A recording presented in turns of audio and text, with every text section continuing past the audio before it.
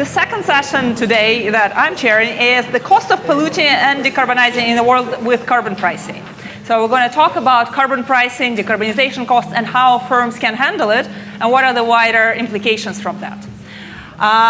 This session will be structured slightly differently. We're first going to make a round of introductions with the panel, then a mini presentation of paper, which we're almost finished, with one of my co-authors, Jan Ahrens, is here, and then we'll have a discussion. And we'll try to let you in on discussion as well. So, Jan, why don't you start and tell us who you are and where you're from and what you do. Thank you for inviting me today. My name is Jan Ahrens. I work for SparkChange, and we help investors and companies to understand how compliance carbon pricing impacts their financials going forward. Laurent? Hello, hi, I'm very happy to be here. My name is Laurent Millischer. I work for the IMF's Joint Vienna Institute, and I work and I do research at the intersection of carbon pricing, climate change, and financial stability. Franziska? Hello, thank you very much for having me as well. It's a great conference. I'm from MFS, that's a Boston-based investment manager. We manage $600 billion of US dollars, and I'm the head of the global stewardship team, so basically love talking to companies, especially about climate. Hi everyone, I'm Francesca Diluiso, a senior researcher at the Bank of England in the Inflation, Climate and Energy team, in short, ICE. The paper we are working on is looking at carbon pricing. So carbon pricing is getting widespread. You just got a preview in the previous panel session. But the average carbon pricing today around the globe is around $5 a ton. Right? In Europe, it reached at some point nearly 100 euros, but globally it's still very low. But the importance of it and the dynamic of it is changing. Right? The introduction of CBAM by European Union or European Commission is a game changer. Right? It's either you, as an exporter, you either pay a carbon price in your own country, or you pay a tax at the border. As simple as that. So, and we already see that a lot more carbon pricing schemes are starting. How are firms reacting to that? We did a very bottom-up analysis of a selected number of firms in steel and cement sectors.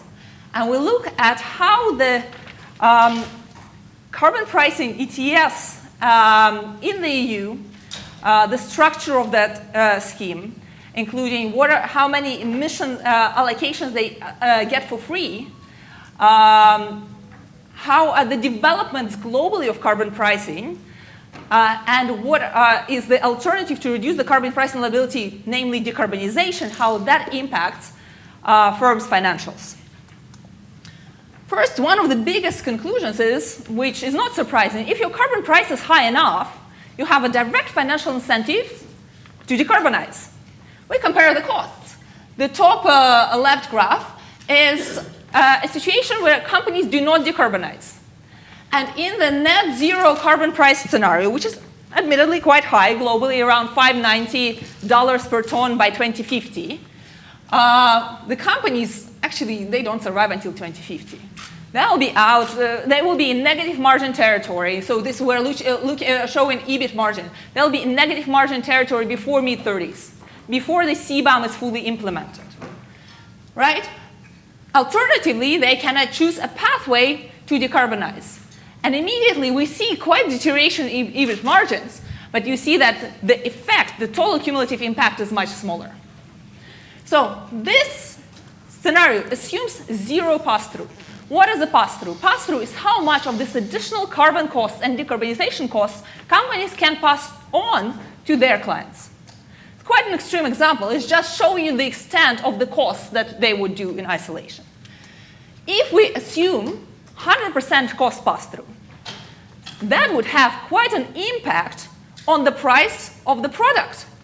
Here we put the trajectories of the steel and cement per firm under the two same scenarios. So that would be no decarbonization and net zero price trajectory, or decarbonization, medium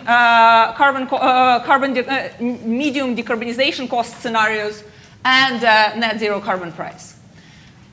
If you are a consumer, right, you would much more prefer that the companies do to decarbonize, even if they pass through 100% of the cost.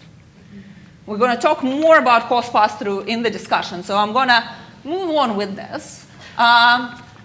There is one big problem. Even if the companies can pass through 100% of the cost, what is 100% of the cost? We're looking, a lot of carbon decarbonization solutions are quoted in what we call LCCA, levelized cost of carbon abatement, which is basically average cost between CapEx and OpEx spread out annually over the lifetime of the technology. LCCA is what technology people like to operate in, right? $100 to decarbonize, that's how it will cost you a year. But when you're looking from point of view of a financial institution, of a company, first they need to raise the CapEx. The LCCA assumed these unlimited efficient markets where you can borrow as much as you want at a specified rate. That's not how reality works. The reality works is that our companies in our sample actually sometimes need to raise up to 5 times their market cap in new capital to be able to decarbonize. That's just not going to happen in debt markets alone. That will have implications on capital structure of these firms and potentially prevent them from decarbonizing altogether without additional support from the state. To put it in other firms, in gray we put what the capex, annual capex, is currently for these 6 companies. And in the colored, depending on the scenario of the cost scenario, low, medium, or high, we plot of how much extra capex per year they would have to put out until 2050. It's a significant amount. And this leads us that there will be differentiation between the companies, right? Some companies with a healthier balance sheets would be able to weather it better. There will be new entrants. There will be some bankruptcies. It will change the landscape of the firms that operate within each industry. Here is what we call a reference scenario, right? We look at the changes in EBIT margin and trying to explain it with what we have as a variables in any particular scenario. What we find is one of the most relevant factors for the long-term performance, and by the way, in 75% cost pass-through, none of the companies kind of lose the margin completely, so they survive, but they do deteriorate quite significantly in terms of their profitability under the assumptions of the model, right? We're not trying to predict anything. So, but the long-term, the main driver of the long-term performance is the economic carbon intensity of how efficiently the companies at present convert carbon into revenues. The short term, slightly different. And I'll pass it on to Jan to talk about short-term impacts. Great, thank you, Anna. So that's the long-term idea, right? And I think we need to rebuke one myth here, that when we talk about carbon pricing, companies do not necessarily pay a price for their emissions. In the long term, they do. But what you see already here is in the blue lines, there is no margin impact until 2030. There is an emission trading system in Europe since 2005 or 2008. And only post-2030, there will be an impact from carbon pricing on their margins. For the steel companies, it's a little bit different. But overall, there's a key point to make here. Carbon pricing does not kick in when there is a carbon pricing system. And the reason is free allowances. Governments hand out most of the allowances free of charge to polluters. The world's largest emissions trading scheme is the Chinese National Emission Trading Scheme, 4.5 billion tons covered per year. All allowances handed out for free. In Europe, at least half of the allowances are auctioned and sold, but still the majority in the short term, we need to think about how are these systems designed. So while in the long term, our model assumes full auctioning, the full price paid of these companies, in the short term, we really need to look into the details of how these markets function. So with that in mind, let's look a little bit into how carbon pricing impacts companies more in the short term. A couple of metrics for each of these companies, and a key one to call out is the EUA bank. The EUA bank we define as all allowances they received for free in the past against all emissions they had to surrender allowances for. 20 years, almost 20 years into the system, they still have more allowances than they need. A lot of those companies sold allowances in the past, making profit from these allowances. So the reason why carbon pricing did not yet kick in is because the regulator was very generous in handing out allowances for free. And there are reasons for that, and there's no debate about that. The key thing is this is changing. And this is what we're seeing here. Some of the companies still have 3-4 times the amount they need per year in surplus allowances. But by 2030, they will lose those allowances. They will no longer get allowances for free. And by 2034, no company in Europe gets any allowances ever. So that changes now, and that means that over time now, these companies face an actual carbon price. At the moment, the 2023 EU effective carbon price for most companies is negative. They can sell surplus allowances, even though they're polluting. A few already have a positive carbon price. None have the actual market price. The actual market price is around 65 euros here, right? The highest price we see here is SSAB, a Swedish steel maker, 26 euros. But by 2030, that price increases drastically. And that is often underestimated. When you think about carbon pricing in the short term, this paradigm change we start to see now from phasing out the generous handout of free allowances into companies that they actually have to buy these allowances will put them into a significant problem. Because even the companies think about it in the way, well, we do this for 20 years, what's going to change? And it's going to change rapidly. Airlines, within 2 years, lost all their allowances. 2024, they received all their allowances for free, or 65%. End of next year, they will get 0. So it's a massive additional cost for those companies. So in the short term, it's really about how do they manage those costs? How do they take this in, this phase out of free allowances going forward? And that then determines how they will adapt their strategy. So SSAB, as you see here, is covered a lot in carbon pricing systems. You see the EU emissions share of total emissions, 91%. So they have, most of their emissions are covered by a carbon pricing system. They already pay an effective carbon price.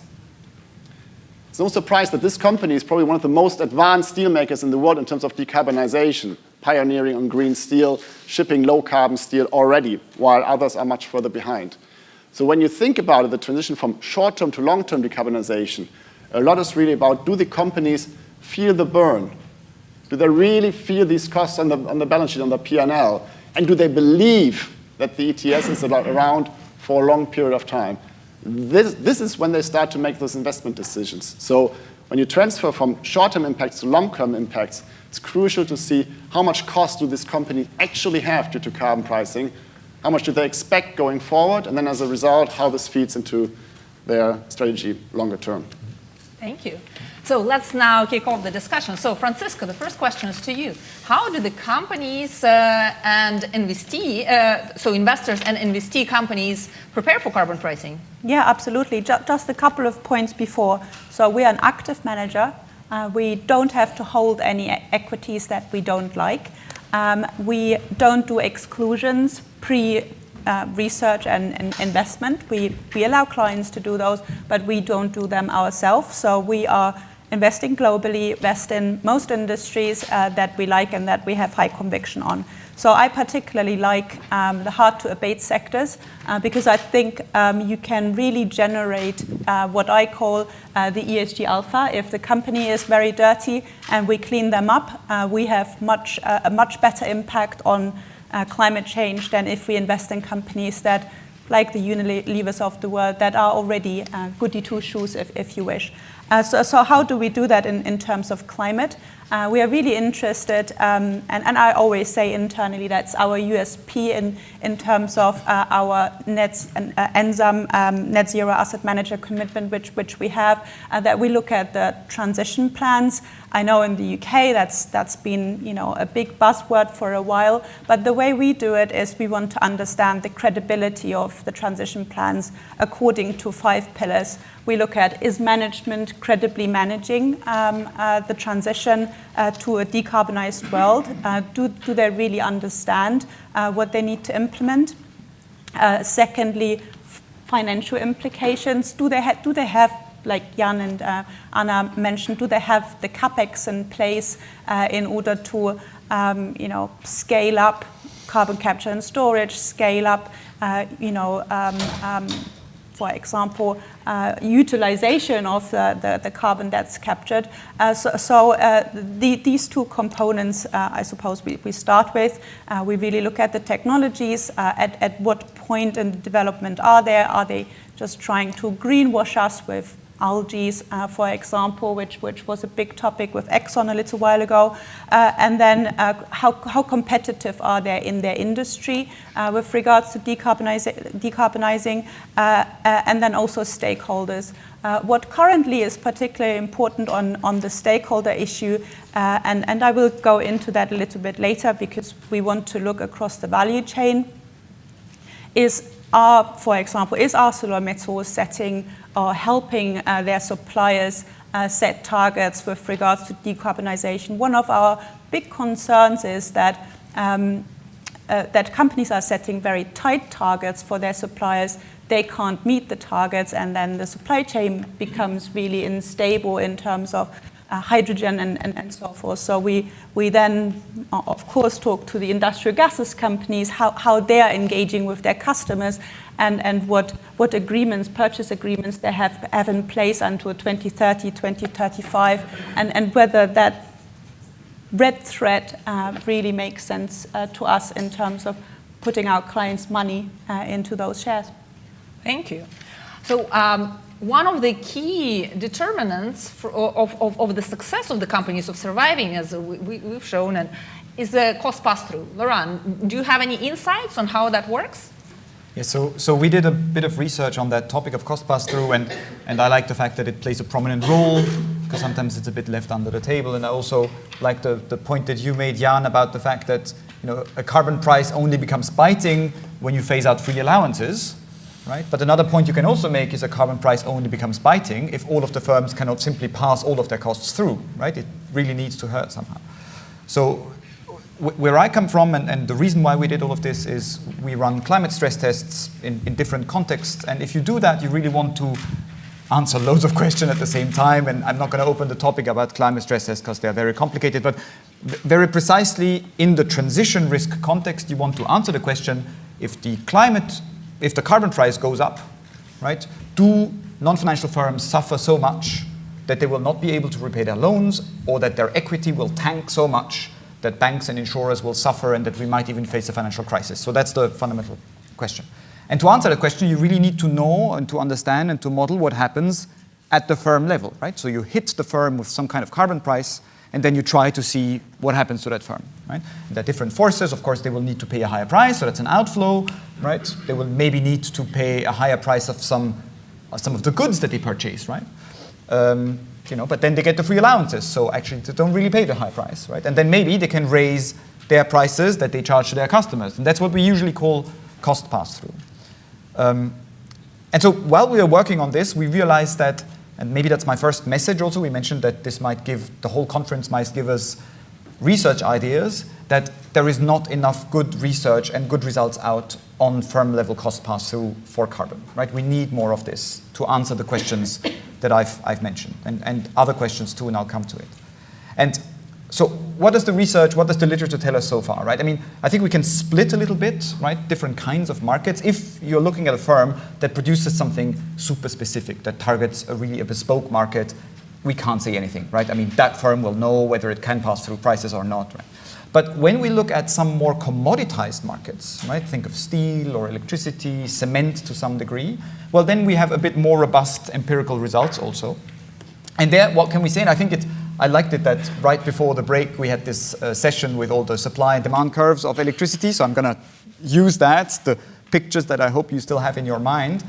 Because also electricity markets maybe are the one market where we have the best results, the most robust results, because there's a lot of data on the supply and on the demand out there. So what do we know about electricity markets, right? We know that demand is very inelastic. Is it okay? Okay. We know that demand is very inelastic, meaning that the demand curve that we saw is really nearly vertical, right? Consumers don't really care about how much the thing costs. They will not consume much less of it, okay? And what does this mean for the pass-through? It means that the marginal producer, which typically is either a coal or a gas-fired power plant in most countries at most times of the day, will be able to just pass through all of the cost. and in turn, think about the market clearing price, right? That will raise the market clearing price on that graph we saw earlier on. Right? And the very interesting part here, and that's maybe the second message beyond we need more research, is that maybe we should not really talk about pass-through. We should really talk about carbon windfall. And why do I say this? Because once the market clearing price is higher for that market, for the electricity market, right? All the producers benefit from that higher price. Not just the marginal producer, not just the dirty coal-fired power plants, all of them, right? It raises revenue even for companies that face no carbon price whatsoever. And this is why I think that pass-through maybe is not an ideal word, because I'm a solar power plant producer. There is a huge increase in the carbon price. My revenues increase, right? I'm not passing anything through. I have this windfall, okay? So that's the point that I wanted to make. Of course, that's sort of the perfect market because we have loads of data. We have inelastic demand, but specifically when it comes to other products, it will be very market specific. It will be not necessarily an integrated market. It will be very local market for cement, for example. And so I think we need more research in this, right? And not only for financial stability purposes, because that's where I come from, but also for the analytics of a specific firm, right? You want to understand, should I invest in that firm? You really need to understand, is that firm going to have this carbon windfall or not, right? Is it good to invest? Is it very risky to invest in that firm? But also, I think there is a macro implication, maybe sliding to you, Francesca, because of course, what we call pass-through or windfall, right, leads to higher prices, and others call that inflation. And so there are macro impacts, very strong macro impacts of that too. So if anyone's interested in doing some research on pass-through, you know where to find me.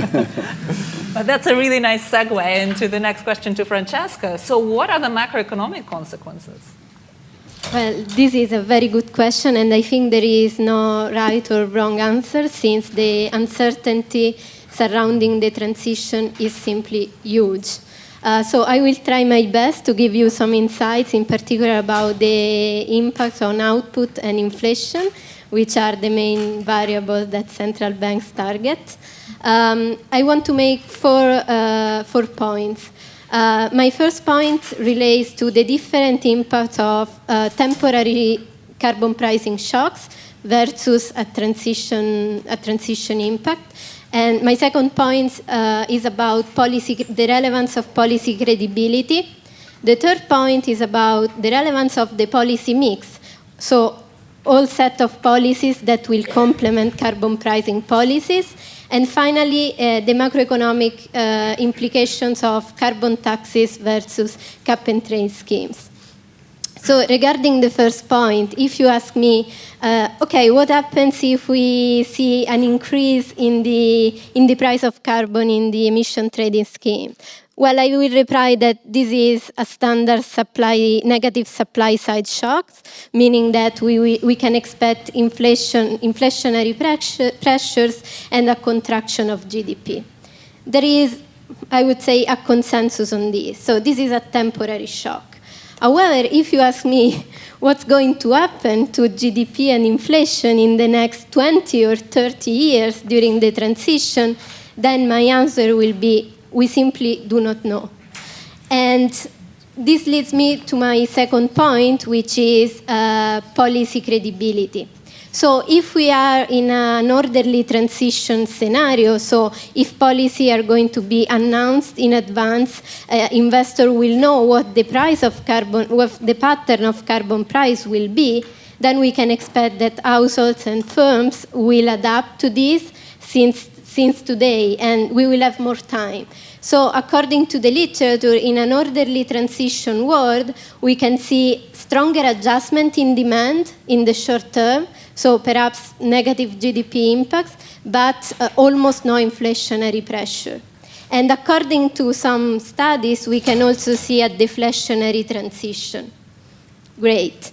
But if you are in a world like the one we are now, in which there is no policy certainty and there is no policy credibility, what's going to happen if we are seeing a kind of wait-and-see approach, meaning that a lot of investment are going to be postponed and delayed, and this means that in that case we will have strong inflationary pressures. So the spectrum of potential outcomes is huge. I think what in the end will determine the balance between GDP and inflationary pressure will be the policy mix. So, of course, carbon pricing should have, I strongly believe, should have a leading role in the transition, but we should keep in mind that there are plenty of other policies, meaning green public investment, green subsidies, targeted subsidy to firms in energy-intensive sectors. And these policies are going to be expansionary, while the effects on inflation are not clear. So in the end, how all this policy will interact with carbon pricing is going to determine what kind of GDP and inflation impacts we will have. And also the way in which carbon pricing revenues are going to be redistributed will be super relevant. My final point, and I will conclude, is about the different implication of cap-and-trade schemes and carbon taxes. So these are the two main ways of pricing carbon. But in particular, in the short run, the macroeconomic costs of these policies are different because they interact with other macroeconomic shocks in different ways. I will keep this short, and I will just say that there is literature showing how cap-and-trade systems can stabilize fluctuation in output and financial markets. So this policy behaves as an automatic stabilizer for output and financial variable, but at the same time, it strongly increases inflation volatility because the fact that the price of carbon is pro-cyclical means that we are experiencing a lot of volatility in the marginal cost of firms. And this is going to translate in higher inflation volatility. Vice versa, if we have a carbon tax, we don't have any kind of stabilization benefit, but we also do not experience any kind of inflation volatility, or better, a lower inflation volatility compared to the other schemes. So even the way in which you decide to price carbon is not innocuous. That's very interesting, fascinating, I'd say. I want to bring discussion to the other part of the story that we've shown. It is the magnitude of capital needed for decarbonization. Laurent, may I start with you?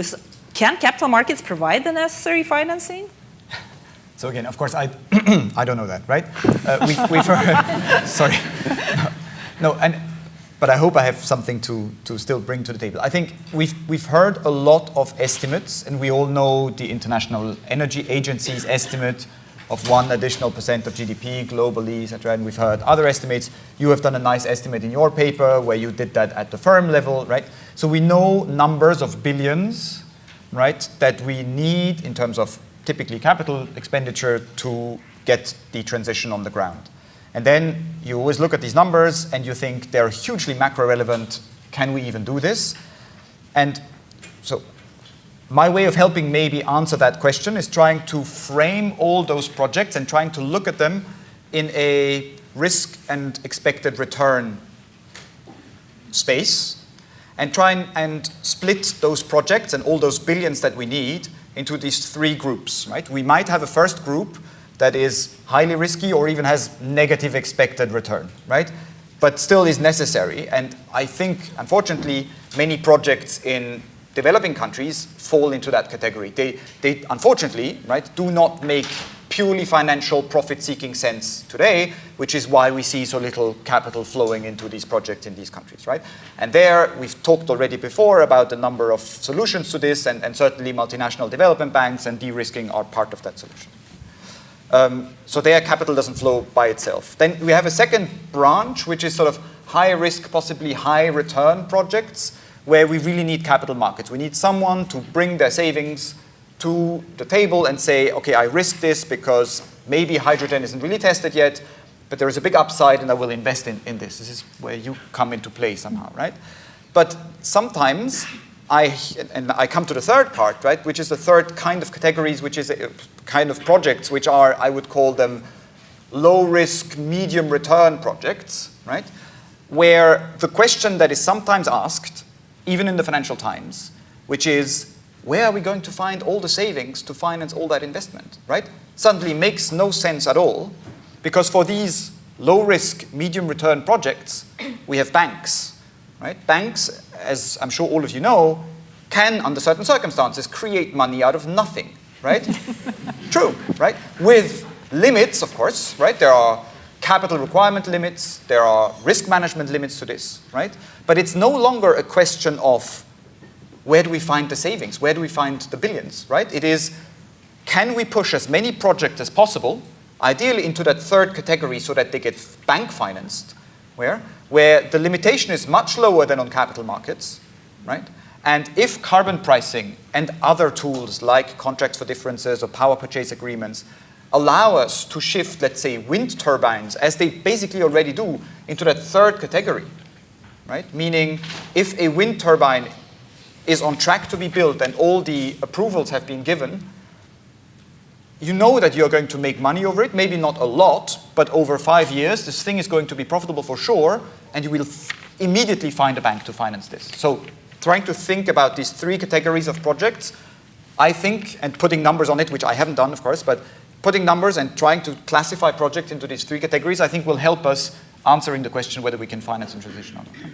Let me pivot to Franziska next. Okay. So are investors ready and willing to finance that? And one question I haven't asked you before, but are investors considering that a lot of equity infusion would be required?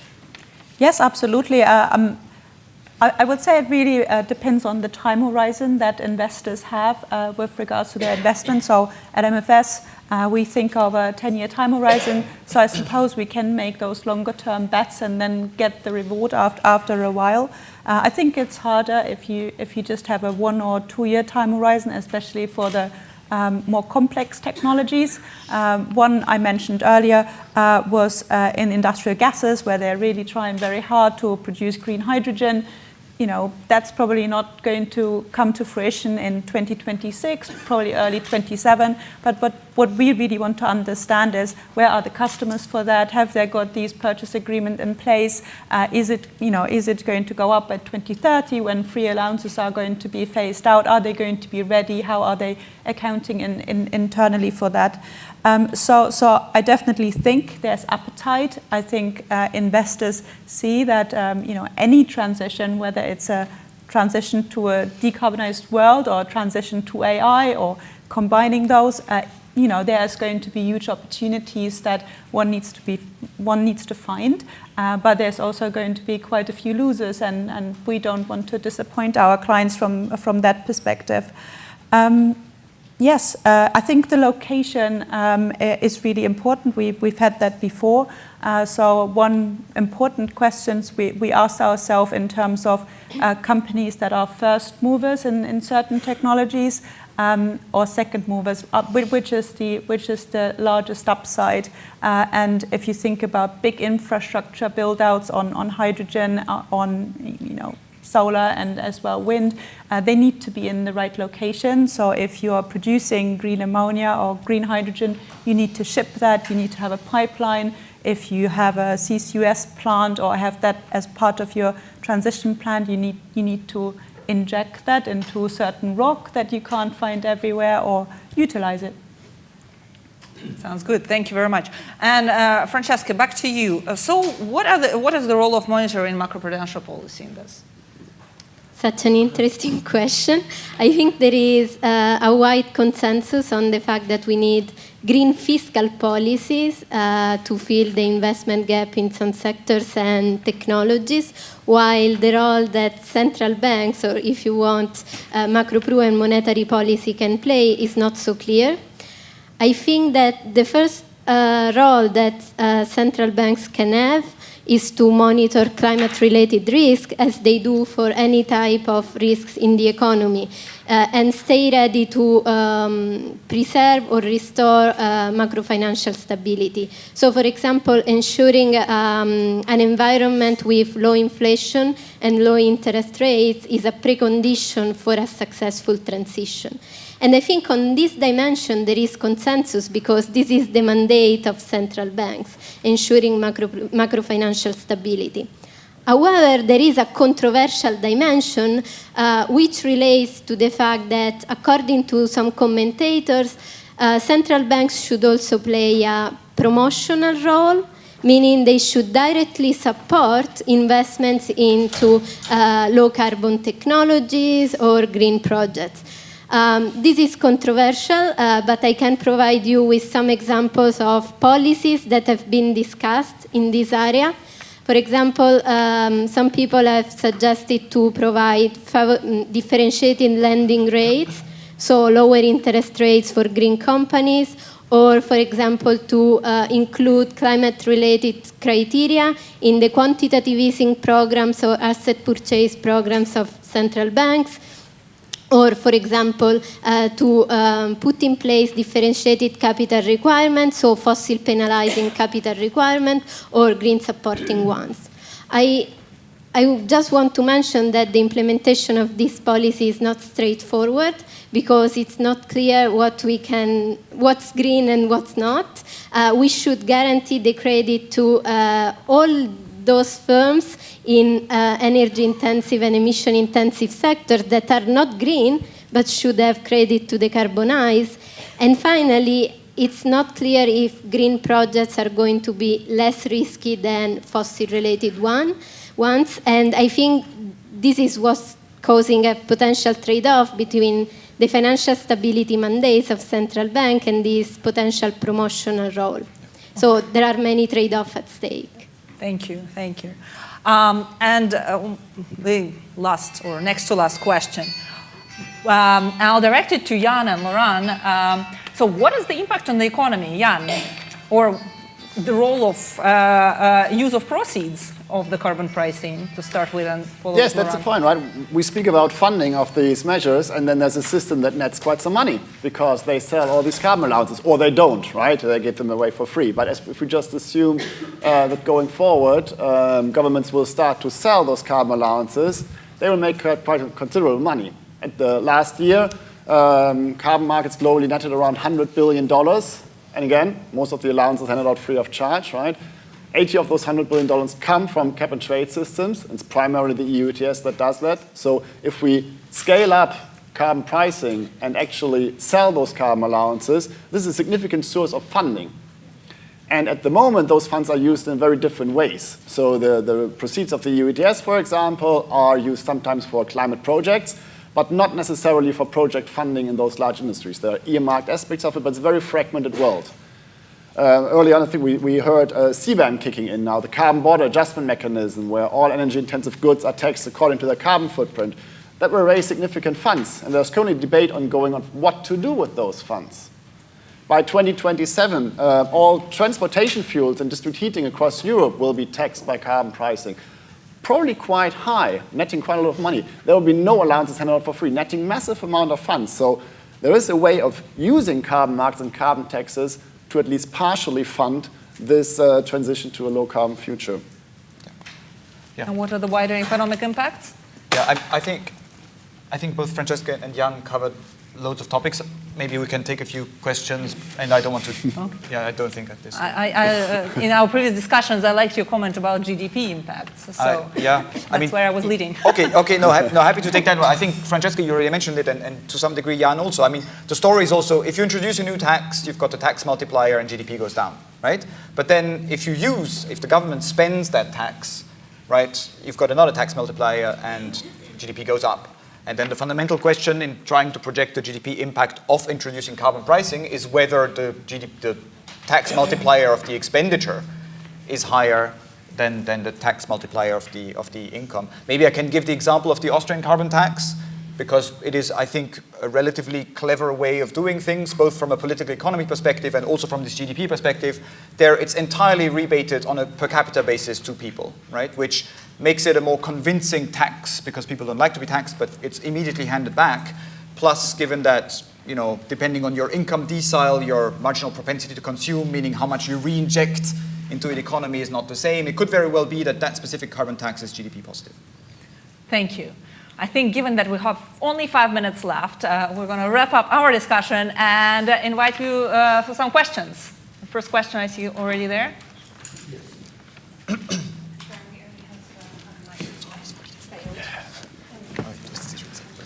Okay, my question is to Mr. Laurent. It's up to you. You start saying that something that I start to, let's say, thinking about. There is no research around. So the question is, which kind of research we are looking for? The next question is, why you don't think in terms of investing in data before then investing in project? This means data is a knowledge. This means a knowledge brings you an investment project. This means the investment project then will be adapted to the climatological change, and therefore all the chain, the full chain, provide how you can reduce climate. This type of thinking I do not see around. Thank you. Some of your thoughts. Yeah, so very quickly, I think everyone acknowledges that the data is not good enough, and there are loads of initiatives ongoing at the European, at the national and international level to get better data. That's the first point. The second point, what kind of research do we want? Well, concretely, we want to understand what kind of firms in what kind of markets can pass through how much of their costs, or if even, as I said earlier, they receive more income from introducing carbon tax, which then transforms that into a transition opportunity. That's the kind of quantified answers that we are looking for. Yes, and my answer is yes, it's true what you say. Europe is starting to think about data. But how long we should wait before all Europe is moving toward this direction? How much money we should spend? How much, they say, the investment bank, they should go inside? I mean, you see the waste we are going. I mean, there are many initiatives. Maybe we can talk about this after. Okay. Are there any other questions?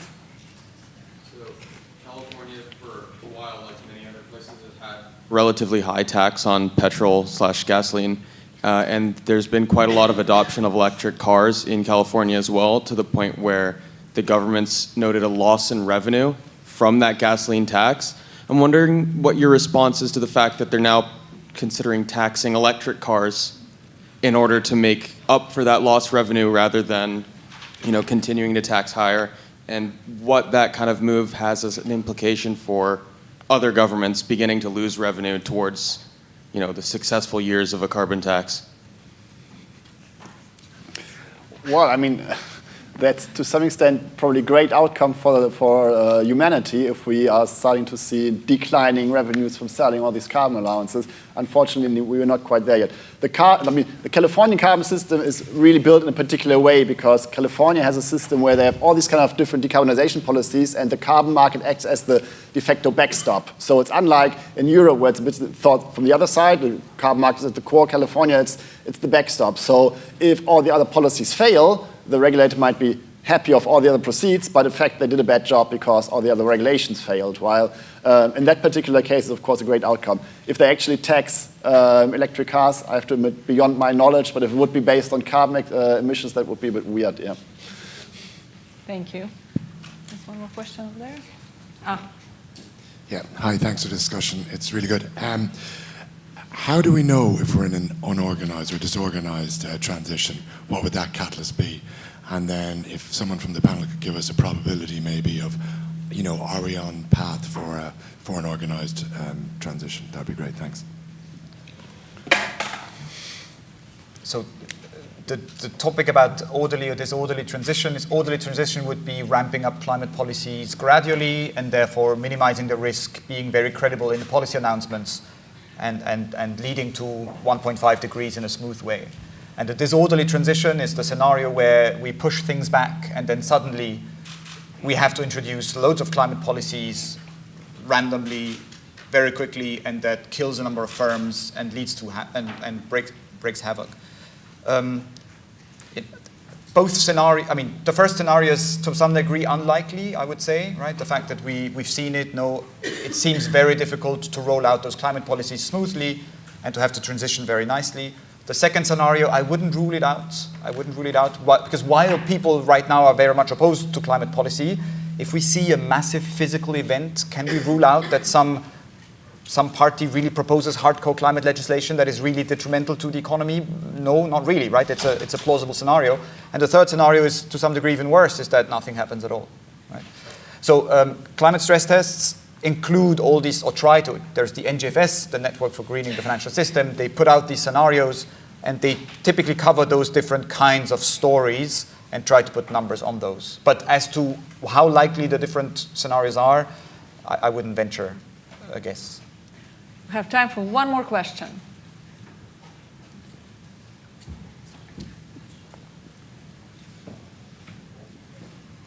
This is just a simple one.